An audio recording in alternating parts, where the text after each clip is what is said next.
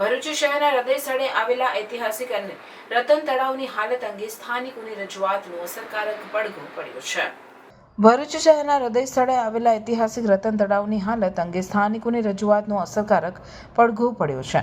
તળાવમાં મોતને ભેટેલા કાચબા અને માછલીઓના મામલે લોકોમાં અસંતોષ વ્યાપ્યો હતો. આ રજૂઆત ભાજપના જિલ્લા પ્રમુખ પ્રકાશ મોદી સુધી પહોંચતા તેઓએ તત્કાળ સ્થળ પર હાજરી આપી ભરૂચ નગરપાલિકા ચીફ ઓફિસર સાથે મુલાકાત કરી અને તળાવમાં નવીનીકરણ અને સંપૂર્ણ સ્વચ્છતા અંગે તાકીદે પગલાં ભરવાની સૂચના આપી. પાલિકા પ્રમુખ વિભૂતિભાઈ યાદવે સ્પષ્ટતા કરી કે તળાવમાં મોતને ભેટેલા જીવજંતુઓને દૂર કરવાની કામગીરી ચાલી રહી છે. સાથે સાથે પાલિકાની ફાયરની ટીમ અને સેનેટરી વિભાગ દ્વારા તળાવની સફાઈ કામગીરી હાથ ધરવામાં આવે છે. વિશેષ રૂપે જણાવવામાં આવ્યું છે કે તળાવ માટે 9 કરોડથી વધુની ગ્રાન્ટ ફાળવવામાં આવે છે. આ રકમથી તળાવનું બ્યુટિફિકેશન એટલે કે સૌંદર્યીકરણ અને આધુનિકીકરણના કામો હાથ ધરાશે. પાલિકા પ્રમુખના જણાવ્યા અનુસાર તાજેતરમાં ધારાસભ્ય રમેશ મિસ્ત્રી સાથે પણ તળાવ સંબંધિત વિષય પર ચર્ચા થઈ હતી. ભરૂચ નગરપાલિકામાં 2 દિવસથી રતન તળાવની આજુબાજુ જે પબ્લિક રહે છે એમની રજૂઆત હતી કે ત્યાંની રતન તળાવમાં મચ્છી અને કાચબાઓ મૃત્યુ પામે છે અને ત્યાં આગળ ગંદકી છે અને ધારાસભ્યને પણ રજૂઆત કરવામાં આવી હતી. એ ધ્યાનમાં લઈને નગરપાલિકાના મુખ્ય અધિકારી અને નગરપાલિકાની ટીમ સાથે રહીને નિર્ણય કરવામાં આવ્યો છે કે આજરોજ ત્યાં આગળ સાફ સફાઈ તળોપા ઉતારીને પવડીના માણસો સેનિટેશનના માણસોથી સાફ સફાઈ કરવામાં આવી રહી છે અને રતન તળાવ માટે આપણને ડેવલપિંગના 9 કરોડ રૂપિયા જે મળવાપાત્ર હતા એ મળ્યા છે. એને અનુસંધાનમાં પણ આપણે સાફ સફાઈ શરૂ કરી છે જેથી કરીને આપણે નવીનીકરણમાં વહેલી તકે આગળ વધીએ અને એ કામ પણ આપણે વહેલી તકે પૂર્ણ કરીશું. જે કંઈક અત્યારે ગ્રાન્ટ મંજૂર થઈ છે લગભગ 9 કરોડ રૂપિયાની, અગાઉ પણ આ રીતે ગ્રાન્ટ મંજૂર થઈ હતી અને આ ગ્રાન્ટનો સારી રીતે ઉપયોગ થાય આ તળાવના વિકાસ માટે, એના શુદ્ધિકરણ માટે એવી અમારી પણ માંગ છે. કેમ કે હું પણ અહીં દાંડિયા બજારનો જ છું. રતન તળાવના કિનારે ભૃગુ ઋષિ મંદિરની પાસે જ મારું પણ નિવાસ હતું. એટલે મારી પણ અંગત લાગણી અને જે કંઈ છે તે આ તળાવ સાથે જોડાયેલી છે.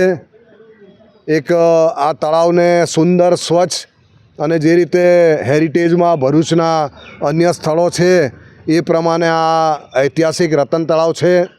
તો એનું પણ પૂરતું નગરપાલિકા અને સરકારશ્રી તરફથી ધ્યાન આપવામાં આવે અને એક સુંદર મજાનું રતન તળાવ, જે રીતે માતળિયા તળાવ છે એ રીતે રતન તળાવને પણ ડેવલપ કરવામાં આવે, એના કાચબાનું સંરક્ષણ કરવામાં આવે એવી માંગ છે. સ્થાનિકોનો તર્ક છે કે દર વર્ષે રતન તળાવ માટે સરકારી ગ્રાન્ટો ફાળવાતી હોય છે, છતાં તળાવની દયનીય હાલત યથાવત રહેતી હોય છે. હવે ફરીથી કરોડોની ગ્રાન્ટની જાહેરાત થઈ છે ત્યારે પ્રશ્ન એ ઉઠી રહ્યો છે કે શું આ વખતે તળાવનું સ્વરૂપ ખરેખર બદલાશે કે પછી એકવાર વાયદાઓનું પાટિયું જ લખાશે. કંકોત્રીનું થઈ ગયું, મંડપનું પણ થઈ ગયું, હલ્દીનું થઈ ગયું, સંગીતની ઇવેન્ટનું પણ થઈ ગયું, કેટરિંગનું થઈ ગયું, ઓલમોસ્ટ બધું ડન છે. હવે બાકી રહ્યું છે તો લાણી. પણ મમ્મીની સ્પેશિયલ ડિમાન્ડ છે કે લાણી તો સ્ટીલની જ હોવી જોઈએ. સ્ટીલના વાસણ બે તો ફાટી જાય છે. અરે ટેન્શન કેમ લે છે? નર્મદા ઇન્ડસ્ટ્રીઝ છે ને, જ્યાં અનબ્રેકેબલ અને સ્ટાન્ડર્ડ ક્વોલિટીના સ્ટીલના વાસણ મળી જશે. તમારા ઘરે કોઈ પણ પ્રસંગ હોય એને લગતી ખરીદીનો સામાન અહીંયા મળી જશે. કન્યાદાનનો સામાન, ડિનર સેટ, કાસાના વાસણ, પૂજાપાનો સામાન બધું જ હોલસેલ ભાવે મળી જશે. અને અહીંયા દરેક વસ્તુ ક્વોન્ટિટીમાં મળી જશે વિથ ગેરંટી. અને એટલું જ નહીં, તમે બહારગામ જવાના હોય કે વિદેશ જવાના હોય, અહીંયા ટ્રસ્ટેડ કંપનીની મજબૂત ટ્રોલી બેગ પણ મળી જશે.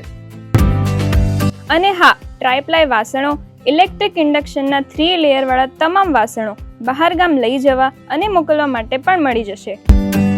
અને એ સિવાય કોઈ પણ રેસ્ટોરન્ટ, હોટલ અથવા લારી સ્ટાર્ટ કરી રહ્યા હોય તો અહીંયા સેટઅપ માટે A to Z આઇટમ મળી જશે.